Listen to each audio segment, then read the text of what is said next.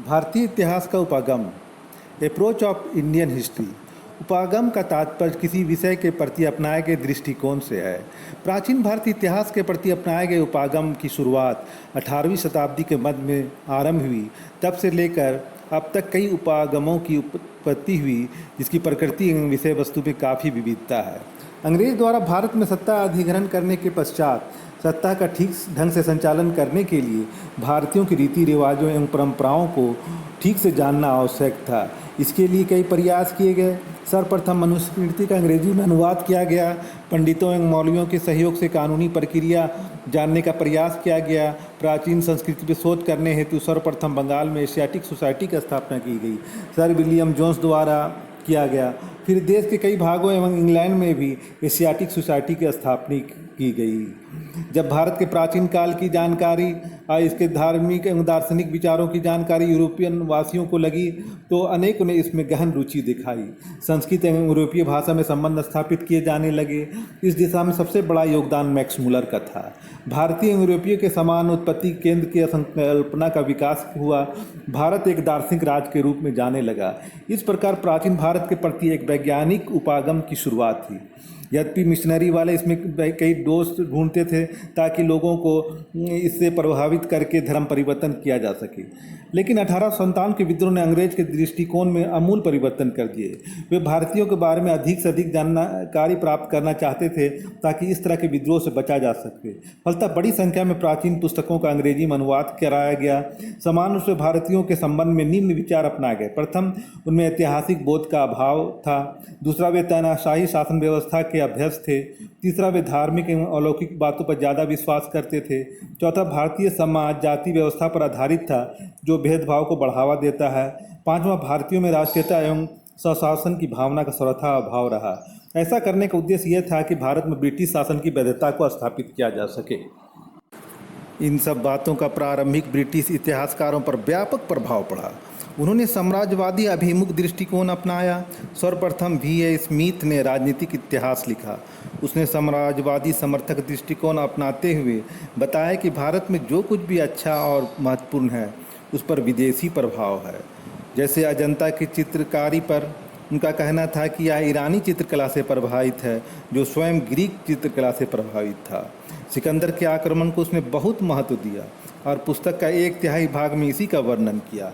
समाजवादी भावना से प्रेरित इतिहासकारों ने जो उपागम अपनाया उसकी निम्नलिखित विशेषताएं देखने को मिलती है। पहला, उन्होंने राजवंशीय इतिहास लेखन की परंपरा अपनाई और राजा को तानाशाह की तरह प्रस्तुत किया ताकि भारत में ब्रिटिश अत्याचार को सही ठहराया जा सके। दूसरा, भारतीय समाज को गतिहीन, जाति व्यवस्था पर आधारित एवं भेदभाव से परिपूर्ण रूप में चित्रित किया गया। तीसरा, इन इतिहासकारों ने धर्म को बहुत अधिक महत्व दिया और बताया कि प्राचीन भारतीय धर्म एवं अलौकिक शक्तियों पर बहुत अधिक विश्वास करते थे। प्राचीन काल को हिंदू काल और मध्य काल को मुस्लिम काल कहकर उसने पुकारा। इस प्रकार साम्राज्यवादी इतिहासकारों का मुख्य उद्देश्य भारतीय सभ्यता एवं संस्कृति को पिछड़ी एवं विकसित रूप में चित्रित करना था ताकि भारत में ब्रिटिश शासन की वैधता स्थापित की जा सके। साथ ही धर्म को अधिक महत्व देकर हिंदू और मुसलमानों के बीच फूट डालना चाहते थे। इस साम्राज्यवादी उपागम की प्रतिक्रिया भारतीय इतिहासकारों में भी हुई और उन्होंने राष्ट्रवादी उपागम को अपनाया। इनमें से अनेक पतनोन्मुखी समाज में सुधार लाना चाहते थे। राष्ट्रवादी उपागम के भी दो पहलू थे। एक वर्ग के इतिहासकार हिंदूवादी दृष्टिकोण के समर्थक थे। इनमें D.R. मजूमदार, S.C. रायचौधरी और R.C. मजूमदार को रखा जा सकता है। इन्होंने प्राचीन भारतीय इतिहास को गौरवान्वित करने का भरसक प्रयास किया। पोरस और सिकंदर के बीच होने वाले वार्ता को बहुत महत्व दिया गया। चंद्रगुप्त मौर्य को यूनानियों से उत्तर पश्चिम भारत के मुक्तिदाता के रूप में प्रस्तुत किया गया, लेकिन इस वर्ग के इतिहास द्वारा अपनाया गया उपागम में कई अनैतिहासिक तत्व देखने को मिलते हैं। इनमें से अनेक ने शकों एवं कुषाणों को विदेशी दिखाया जबकि वे भारतीय इतिहास के अभिन्न अंग बन चुके थे। साथ ही ऐसे दृष्टिकोण से सांप्रदायिकता को भी बढ़ावा मिला। दूसरे वर्ग के इतिहासकार ने निरपेक्ष एवं तर्कसंगत दृष्टिकोण अपनाया। इनमें R.L. मित्रा, UN घोषाल जैसे इतिहासकार शामिल हैं। R.L. मित्रा ने दिखाया कि भारतीय जाति व्यवस्था यूरोप की औद्योगिक क्रांति के पूर्व के वर्ग विभाजन से ज़्यादा भिन्न नहीं था। लेकिन इन इतिहासकारों में एक महत्वपूर्ण दोष यह था कि उन्होंने दक्षिण भारत के प्राचीन इतिहास पर समुचित ध्यान नहीं दिया।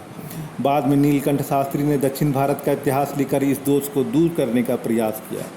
एल बाशम का उपागम राजनीतिक इतिहास और राजनीतिक इतिहास की ओर एक महत्वपूर्ण विचलन था। अपनी पुस्तक the wonder that was India में उसने भारतीय सभ्यता और संस्कृति का निष्पक्ष भाव से विश्लेषण किया। उसी प्रकार डी कौशाम्बी का भी उपागम और राजनीतिक था। उन्होंने आर्थिक पहलू को महत्वपूर्ण माना और उसी के आधार पर ऐतिहासिक विश्लेषण किया। यह एक वैज्ञानिक दृष्टिकोण था। इस प्रकार पिछले 50-60 वर्षों से प्राचीन काल के प्रति उपागम में काफ़ी परिवर्तन हो चुका है। सामाजिक आर्थिक पहलू पर अधिक ध्यान दिया जा रहा है। इन्हें राजनीतिक विकास से जोड़कर देखने का प्रयास किया जा रहा है। मूल ग्रंथों के स्तरण और उनके पारस्परिक स्वरूप को पुरातात्विक एवं निर्वैज्ञानिक साक्ष्यों से मिलाए जा रहे हैं। रोमिला थापर एवं R.S. शर्मा जैसे इतिहासकार इस श्रेणी में आते हैं। इसके फलस्वरूप इतिहास के प्रति एक वैज्ञानिक दृष्टिकोण का विकास हुआ है। वहीं कुछ इतिहासकार आजकल धर्म को बहुत अधिक महत्व देकर इतिहास को विकृत करने का प्रयास कर रहे हैं, जिससे न केवल इतिहास की क्षति होने की आशंका है, जो भारत के एकता एवं अखंडता के लिए भी घातक है। अतः ऐसे ऐतिहासिक उपागम से बचने की आवश्यकता है। अगर आप YouTube में इस वीडियो को देख रहे हैं तो इसे लाइक, सब्सक्राइब, शेयर कीजिए। अगर आप इसे Facebook में देख रहे हैं तो इसे लाइक, फॉलो और शेयर कीजिए। धन्यवाद।